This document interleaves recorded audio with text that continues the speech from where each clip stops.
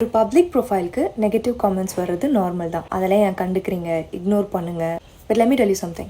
நான் ஒரு ஈவெண்ட்டுக்கு கெஸ்ட்டாக போயிருந்தேன். அந்த ஈவெண்ட்டில் இருந்த க்ரௌட்லாம் யாருன்னு பார்த்துக்கிட்டிங்கன்னா காலேஜ் ஸ்டூடெண்ட்ஸ், சின்ன பசங்க, குழந்தைங்க என் பார்வையில்.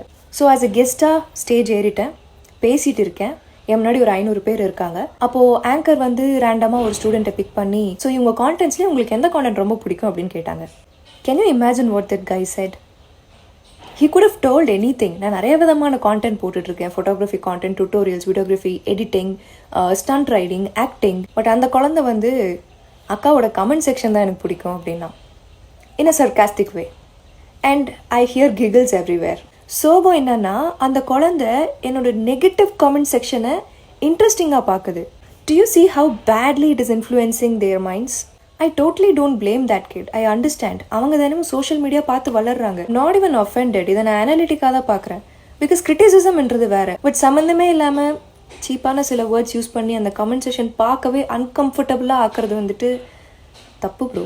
So please stop this. அந்த சுச்சுவேஷனில் ஸ்டேஜில் நான் லைட்டாக சிரிச்சிட்டு ஒரு சின்ன ஸ்மைல் கொடுத்துட்டு அப்படியே விட்டுட்டேன். It really hurts bro. Upcoming க்ரியேட்டர்ஸ்க்கு இந்த மாதிரி பண்ணாதீங்க please. But nothing's gonna stop me though. நான் கண்டென்ட் க்ரியேட் பண்ணிகிட்டே தான் இருக்க போகிறேன். முடிஞ்சால் என்கரேஜ் பண்ணுங்கள், இல்லைன்னா தேங்க்யூ.